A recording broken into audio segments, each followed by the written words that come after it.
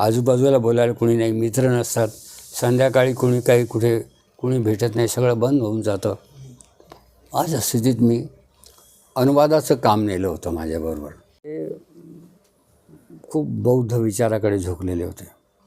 पण त्यांना मग हे बाकीचे मोरे जे आहेत ना, हे रामकृष्ण मोरे वगैरे, ते म्हणायचे आमच्यामधला हा चक्रम आहे. ते तुकाराम महाराजांचे वंशज होते, पण त्यांना माहीत होतं की बौद्ध आणि तुकाराम हे एक आहेत, आणि म्हणून त्यांनी बौद्ध धर्माचा स्वीकार केला आणि ते थायलंडमध्ये सुद्धा गेले ते बौद्ध परिषदेला.